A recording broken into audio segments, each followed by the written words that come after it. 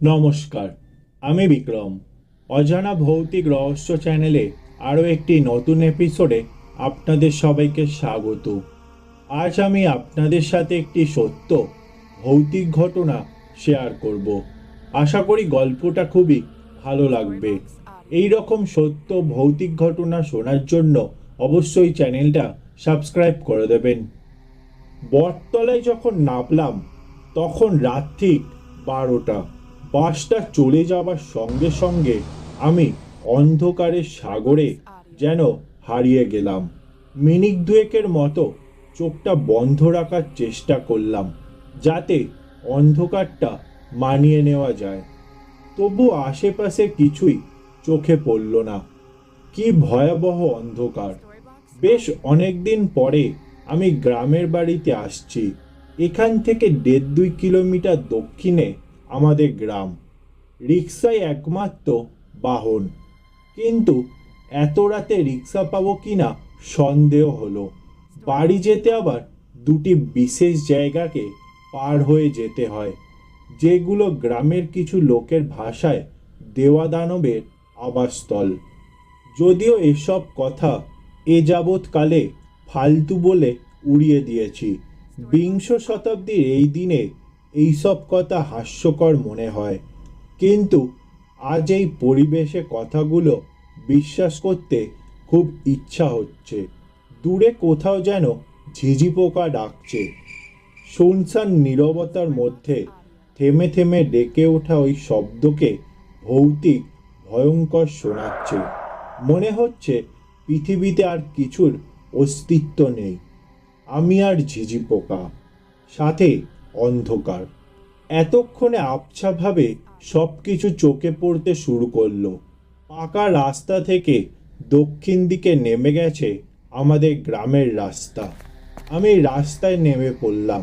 ছোট দোকানটি চোখে পড়ল, কিন্তু সেটা বন্ধ হয়ে গেছে অনেক আগেই।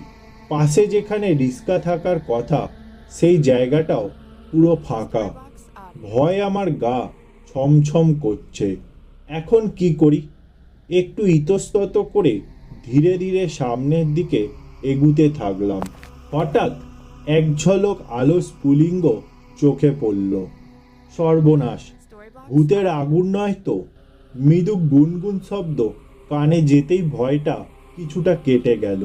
ভূত আর যাই করুক, কিন্তু গুনগুন করে গান করে না। কোনোদিন করেছে বলেও শুনিনি। আমি সাহস করে এগিয়ে যাই।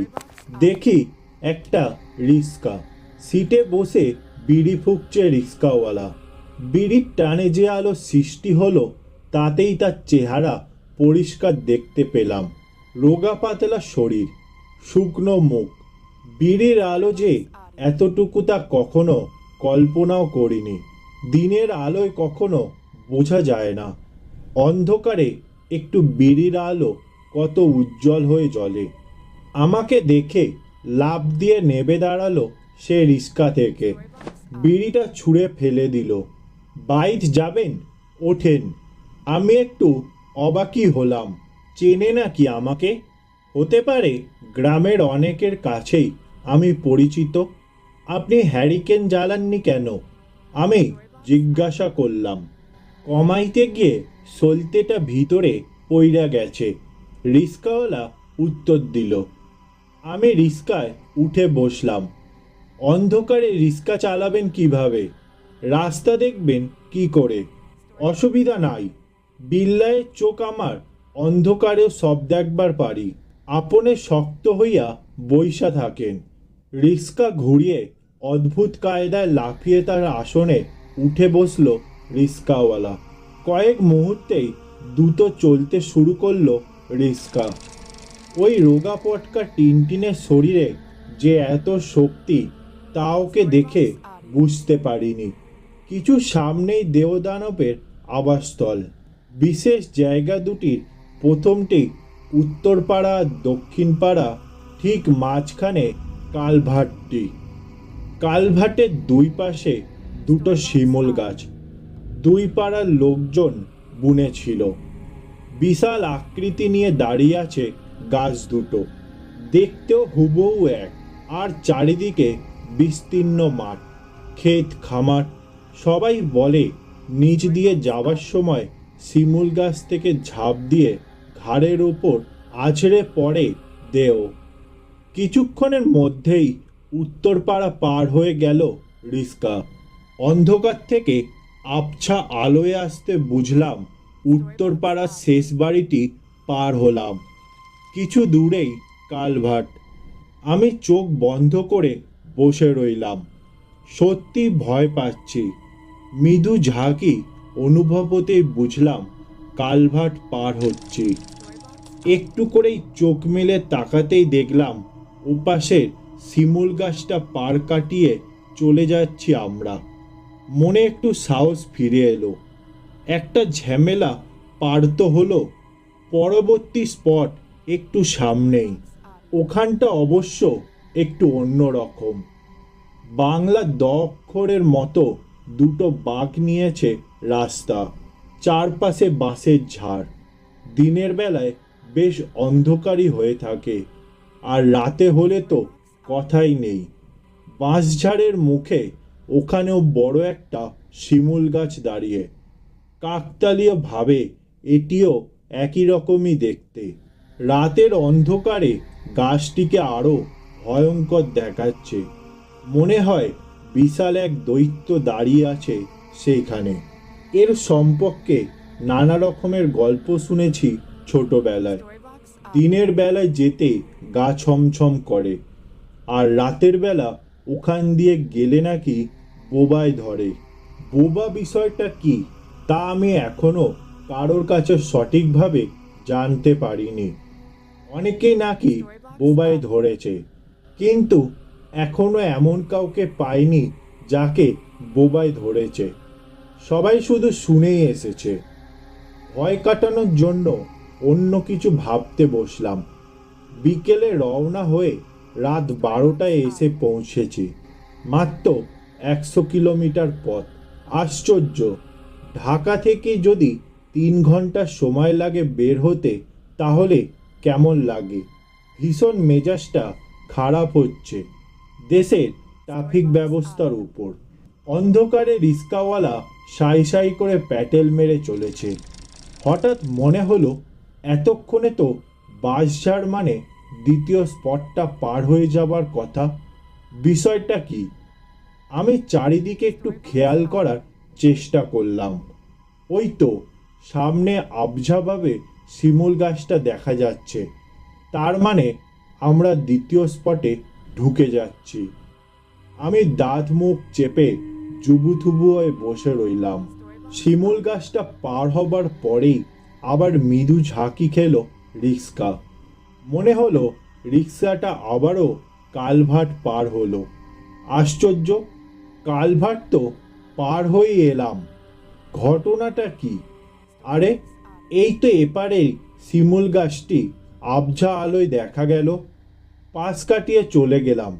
কি ব্যাপার, এমন হলো কেন? নাকি ভূতের ভয়ে মাথার ভেতর ওলটপালট হয়ে গেল?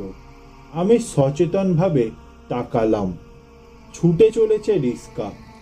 এক মনে চালিয়ে যাচ্ছে রিক্সাওয়ালা। কিছু জিজ্ঞাসা করব ইচ্ছা করছে না। বেকুবি হয়ে যাই। আমি শহরের ছেলে, ভয় পেয়েছি শুনে এ কথা রটে যাবে। এ তো সামনে আবছা অন্ধকারে আবারও শিমুল গাছের অবয় দেখা পড়ছে। পৌঁছে গেছি এবার বাঁশঝাড়ের কাছে। আমি সজাগ দৃষ্টি মিলে তাকিয়ে আছি আমার বাম দিকে। শিমুল গাছটা পার হয়ে গেল। তারপর আবারও মৃদু একটা ঝাঁকি। আমরা তৃতীয়বারের মতো কালভার্ট পার হচ্ছি। আমার সারা শরীরে রোমকূপে শীতল একটা স্রোত বয়ে গেল। ভয়ঙ্কর কিছু একটা ঘটে গেছে বা যাচ্ছে। আমি রিক্সায় বসে প্যাডেলরত রিক্সাওয়ালার গায়ে হাত রাখলাম। বরফের মতো ঠান্ডা হয়ে আছে রিক্সাওয়ালার শরীর। আমি স্তম্ভিত হয়ে গেলাম। আমি চিৎকার করে তার পিঠে ধাক্কা লাগালাম। রিক্সাওয়ালা কেমন যেন গোঙানির মতো আওয়াজ করতে থাকলো। মনে হলো কে যেন তার মুখ চেপে ধরে রেখেছে। মনে হচ্ছে প্রাণপণে রিস্কার হাতল ধরে রেখেছে সে। হঠাৎ আমিও শরীরে কিছু একটা চাপ অনুভব করি। তবে কি আমাকেও? আমার শরীরের রক্ত হঠাৎই গরম হয়ে যায়। ভয়ঙ্কর বিপদের মধ্যে আমি হঠাৎ রেগে উঠি। আগেও কয়েকবার প্রমাণ পেয়েছি। আমি স্থানকাল ভুলে চেঁচিয়ে উঠি, এই কে রে? ওকে ধরেছিস কেন? ছাড় ওকে, ছেড়ে দে।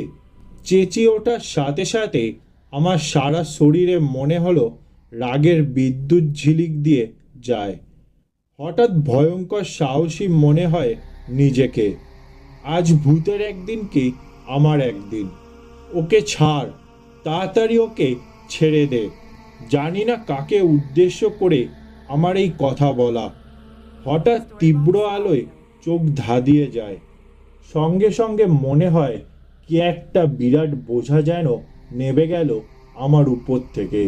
ওই কি হয়েছে? কারোর গলা শোনা যায়, আবার সেই তীব্র চোখ ধাঁধানো আলো।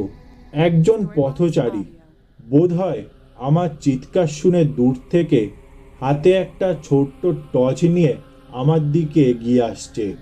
সঙ্গে সঙ্গে রিক্সাওয়ালা যেন স্তম্ভিত ফিরে পায়। ব্রেক কষে অল্পক্ষণে থামিয়ে ফেলে রিক্সা। আর একটু হলেই চলে গিয়েছিল খাদে। বেশ জোরে জোরেই দোয়াদরু পড়ছে। বেশ ভয় পেয়েছে বলে মনে হলো। আমি বলে উঠি, না, তেমন কিছু না। ঘটে যাওয়া ঘটনাগুলো মানতে পারছি না কিছুতেই। আবার বলতেও ইচ্ছা করছে না কাউকে এই মুহূর্তে। ভাই, একটু টর্চটা ধরবেন? আমি পিছনে তাকিয়ে লোকটিকে উদ্দেশ্য করে বলতে থাকি। পিছন থেকে লোকটি টর্চের আলো ফেলে। অল্প সময়ের জন্য চারিদিকে পুরো আলোকিত হয়। সইসাই বুঝতে পারি আমরা একটু পিছনেই বাঁশঝাড়টা ফেলে এসেছি। এই চলেন চলেন। আমি আবার রিক্সাওয়ালাকে তাড়া দিই। রিক্সাওয়ালা দ্রুত রিক্সা টানতে শুরু করে। যত তাড়াতাড়ি সম্ভব এখান থেকে সরে পড়াই ভালো। বড় বাঁচা বাইচা গেছি গো, রিক্সাওয়ালা শব্দ করে বলতে থাকে। আজকে অমাবস্যার রাত। আমার মনেই ছিল না। কেন, অমাবস্যা হলে কি হয়? আমি রিক্সাওয়ালাকে জিজ্ঞাসা করি। অমাবস্যায় দেওদানবরা শিকার করতে বাইরে বের হয়। একলা পাইলে কথাই নাই। ধুর, এগুলো ফালতু কথা। আমি অভয় দেওয়ার চেষ্টা করি। বাড়ি গিয়ে ঘুম দেন, দেখবেন সব ঠিক হয়ে গেছে। মুখে বললেও মনে ভাবি সত্যি বোধহয় বড় বাঁচা বেঁচে গেছি। আজকের পর থেকে আর রাতে রিক্সা চালামু না, নিজে নিজে বলতে থাকে রিক্সাওয়ালা। পরের দিন একটু বেলা করে ঘুম ভাঙল। গত রাতের কথাটা আস্তে আস্তে মনে পড়ল। দিনের আলোয় সব কিছু মনে হলো মিথ্যা। খামোখাই ভয় পেয়েছিলাম নিশ্চয়ই। সত্যি কি কালভার্টটা 3বার পার করেছি? এও কি সম্ভব? দিনের আলোয় অবাস্তব মনে হচ্ছে সব। ভাবতে ভাবতে রাস্তার কাছে দাঁড়ালাম। রাতে কাউকে কিছু জানাইনি। খামোকা ভয় দেখিয়ে লাভ আছে? রাস্তায় পাঞ্জাবি পরে টুপি মাথায় চাচাকে দেখে অবাক হলাম। কি হয়েছে? কোথায় যাচ্ছেন? আর বলো না, গতকাল রাতে ওই পাড়ার মোতালেব মারা গেছে। ওর বাড়িতেই যাচ্ছি। কথাটা শোনার সাথে সাথে প্রচণ্ড একটা ভয় ঘিরে ধরল আমাকে। মোতালেব কি রিক্সা চালাতো? আমি ভয়ে ভয়ে জিজ্ঞাসা করলাম। আরে না, ও রিক্সা চালাবে কেন? জুয়া খেলা কুল পাইতো না, আবার রিক্সা? তাই নাকি? একটা পাষাণ ভার যেন নেবে গেল আমার মাছ থেকে। বিদেশে ছিল কয়েক বছর, কিছু কাঁচা টাকা পয়সা নিয়ে আসছে, তাই জুয়া খেলা উড়িয়ে দিত।